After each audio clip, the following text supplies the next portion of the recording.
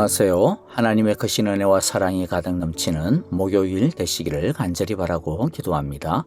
먼저 찬양을 드리겠습니다. 찬송가 9장입니다. 하늘에 가득한 영광의 하나님, 우리 함께 이 시간 믿음으로 고백하겠습니다.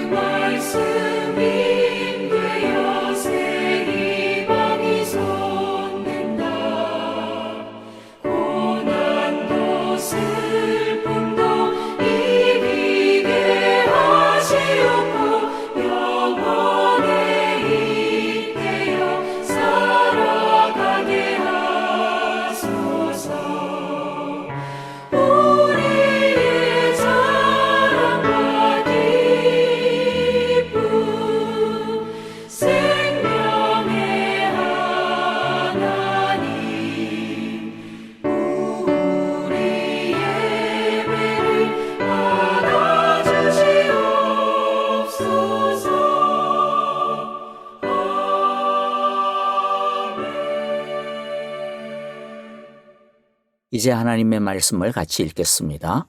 오늘 말씀은 시편 14편 1절부터 7절입니다. 1절 제가 먼저 읽겠습니다.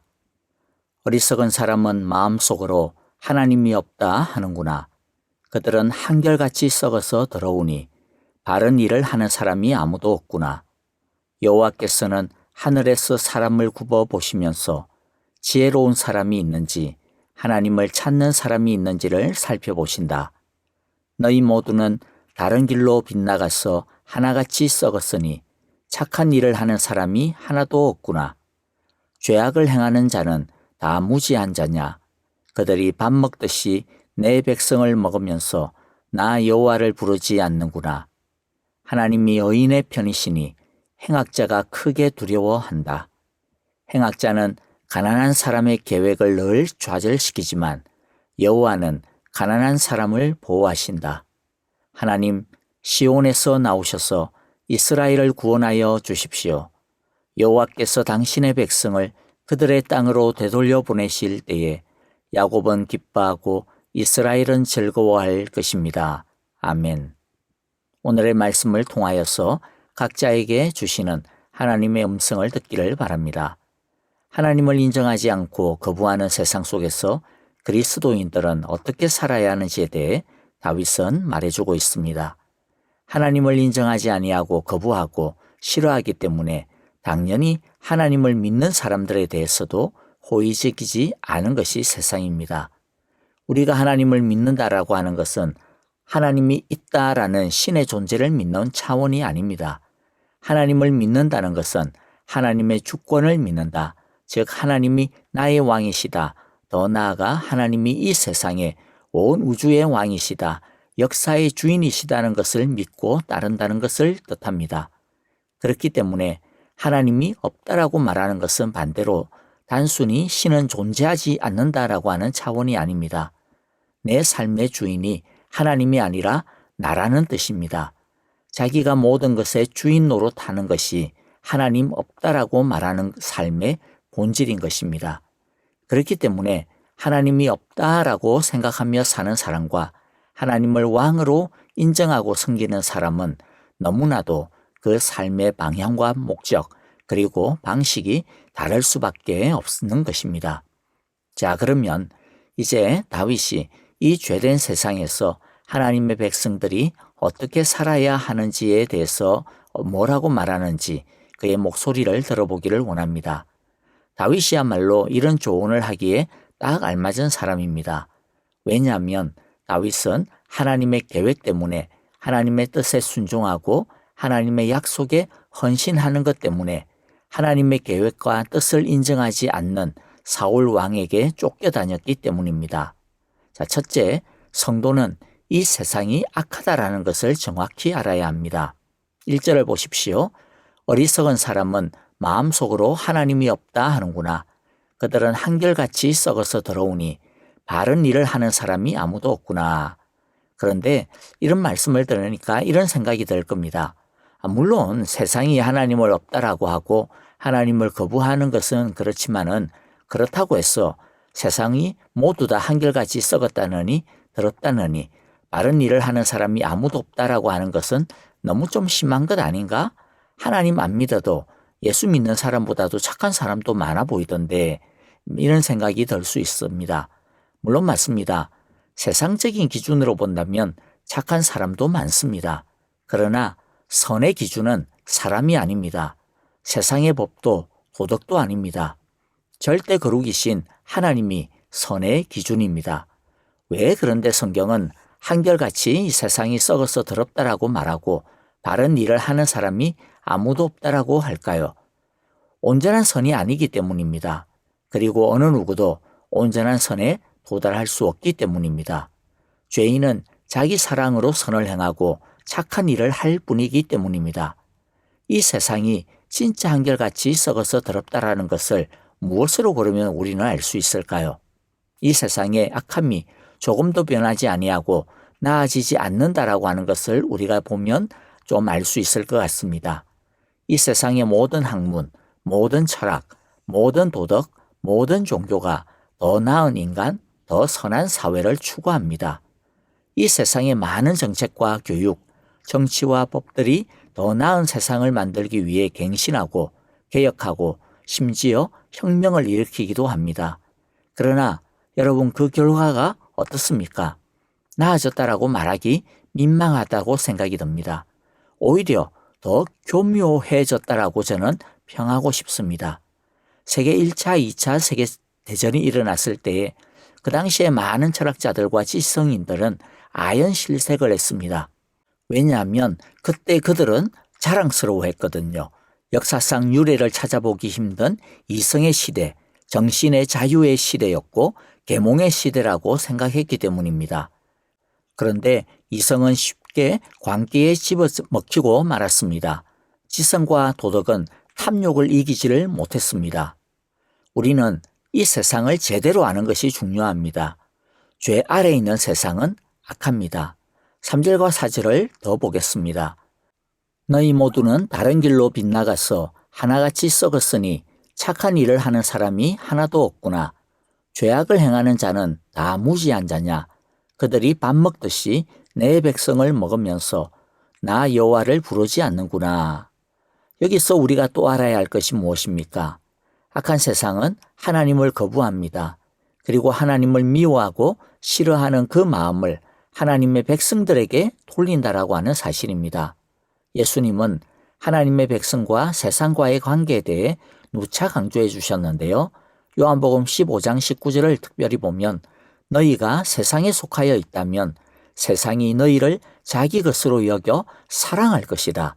그러나 너희는 세상에 속하지 않았고 오히려 내가 너희를 세상에서 가려 뽑아냈으므로 세상이 너희를 미워하는 것이다 라고 말씀합니다. 그렇다고 해서 세상이 하나님을 미워하고 우리도 미워하니까 그러면 우리도 이 세상을 미워하고 싸워야겠다. 그런 마음을 가지라는 것이 아닙니다. 우리는 이해받지 못하고 환영을 받지 못하고 심지어 미움을 받는다 하더라도 우리는 하나님께서 그렇게 하셨듯이 예수님께서 그렇게 하셨듯이 세상을 사랑해야 합니다. 그러나 세상을 사랑한다라고 하는 것은 세상을 따르고 추구한다라고 하는 뜻이 아닙니다. 우리는 세상과는 다른 가치관, 다른 세계관을 가지고 살기 때문에 세상으로부터 사랑을 얻으려고 애쓰지 말아야 한다라는 것입니다. 세상으로부터 미움을 받더라도 이상하게 여기지 말고 상처받지 말고 당연한 것으로 여기라는 뜻입니다. 둘째, 하나님은 이 악한 세상에서 지혜로운 사람, 하나님을 찾는 사람을 찾으신다라고 하는 것을 우리는 알아야 합니다. 2절에 보면 여호와께서는 하늘에서 사람을 굽어보시면서 지혜로운 사람이 있는지 하나님을 찾는 사람이 있는지를 살펴보신다라고 말씀합니다. 이것이 하나님의 마음입니다. 하나님을 거부하고 무시하는데도 불구하고 하나님은 그래도 혹시나 한 사람이라도 있을까 하여 이 세상에 대한 사랑을 거두지 않으시는 것입니다. 지혜로운 사람이란 자기 자신의 죄됨을 알고 자신의 선에 대한 무능함을 깨닫는 사람입니다. 진짜 인간이 어떤 존재인지를 아는 사람이 진짜 지혜로운 사람입니다. 자신 안에 선이 있는 줄 알았는데 실상은 선이 하나도 없다라고 하는 것을 아는 사람. 그 사람은 자신에 대해 절망합니다. 인간의 선의 능력을 거부합니다. 그리고 하나님에게 엎드립니다. 자신이 선할 수 있는 것은 자신 안에 있는 선의 능력으로 가능한 것이 아니라 하나님이 선하게 해주셔야 함을 인정하고 하나님의 은혜를 구합니다. 그래서 자신을 진짜 잘 아는 사람은, 지혜로운 사람은 하나님을 찾을 수밖에 없습니다. 왜냐하면 하나님 이외에는 소망이 없기 때문입니다. 하나님은 이런 겸손한 사람, 이런 정직한 사람을 찾습니다. 이렇게 하나님 앞에 무릎을 꿇고 하나님만 붙들고 의지하는 사람을 찾습니다. 여러분, 하나님이 어떤 사람을 찾는지 알면 우리는 뭔가 자신감이 붙지 않습니까? 왜냐하면 하나님이 대단한 업적을 이룬 사람을 찾는다면 우리는 기가 죽을 수밖에 없었을 것입니다. 그런데 하나님이 찾는 사람은 하나님에게만 매달리는, 하나님만 붙드는, 하나님만 의지하는 겸손한 사람, 정직한 사람이기 때문에 이런 것은 우리 모두도 누구나 다 할 수 있는 것 아니겠습니까? 자기 자신을 정직하게 인정하기만 하면 되는 것입니다. 여러분, 하나님은 겸손한 사람, 지혜로운 사람을 찾습니다. 우리 모두 이 시간도 하나님 앞에 겸손하게 정직하게 나아가기를 바랍니다. 하나님만을 붙잡는 이 시간이 되기를 간절히 바라고 기도합니다. 자, 이제 셋째는요. 하나님은 반드시 악을 심판하신다라는 것을 알아야 합니다. 그래서 하나님은 정직하며 겸손하며 하나님을 구하는 지혜로운 사람의 편이 되어 주신다라고 하는 것을, 구원하여 주신다는 것을 우리 모두 분명히 알고 붙들어야 할 것입니다. 5절부터 7절인데요. 하나님이 의인의 편이시니 행악자가 크게 두려워한다. 행악자는 가난한 사람의 계획을 늘 좌절시키지만 여호와는 가난한 사람을 보호하신다. 하나님 시온에서 나오셔서 이스라엘을 구원하여 주십시오. 여호와께서 당신의 백성을 그들의 땅으로 되돌려 보내실 때에 야곱은 기뻐하고 이스라엘은 즐거워할 것입니다. 아멘. 여러분, 우리는 눈앞의 것만 보고 살아서는 안 됩니다. 우리가 시작을 하면서 불렀던 찬송가 9장 하늘에 가득한 영광의 하나님, 그 4절에 보면 제가 참 좋아하는 한 구절이 있는데요. 어떤 구절이냐면 영원에 잇대어 살아가게 하소서, 영원에 잇대어 살아가게 하소서라고 하는 구절입니다. 여러분, 우리의 눈앞만 보면, 이 시대만 보면 악한 자들이 득세하는 세상입니다.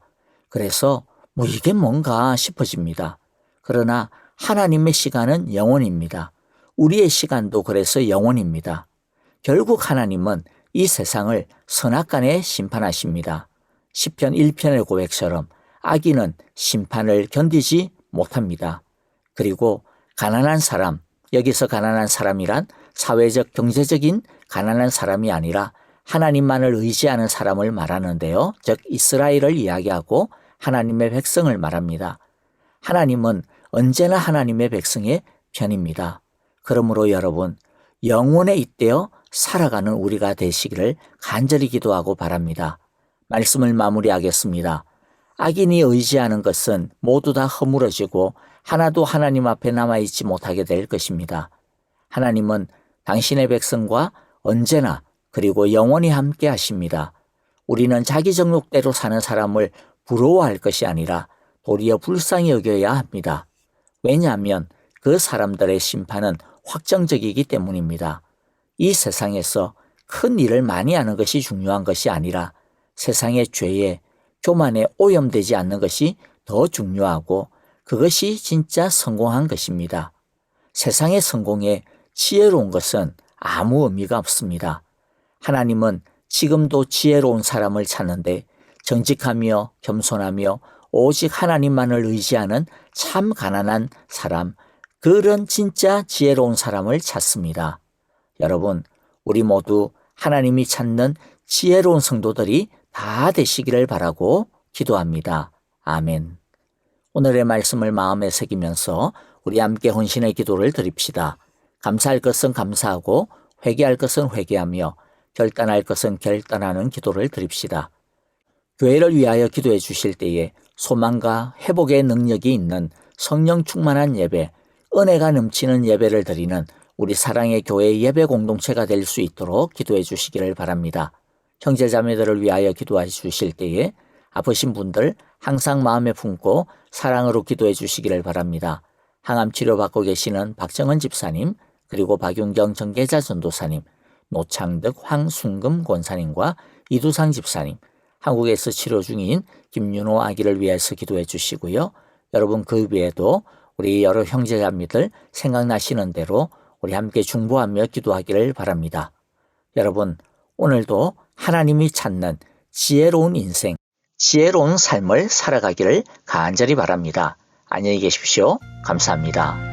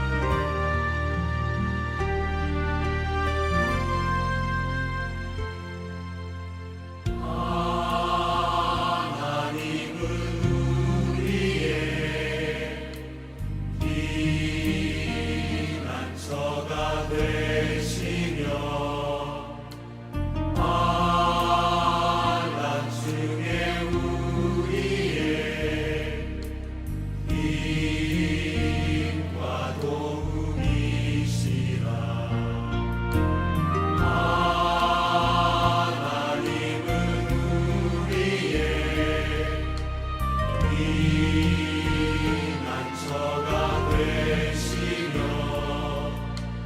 환난 중에 우리의 힘과 도움이시라.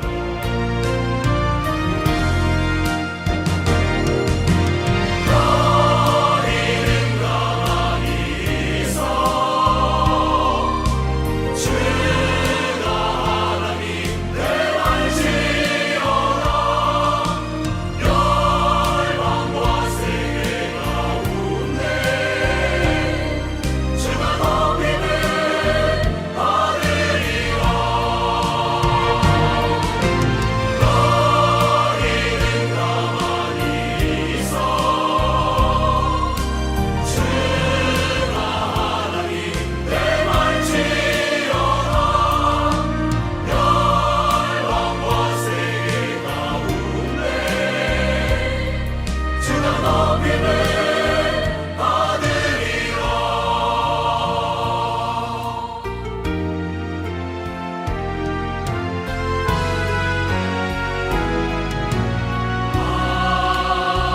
하나님은 우리의 피난처가 되시며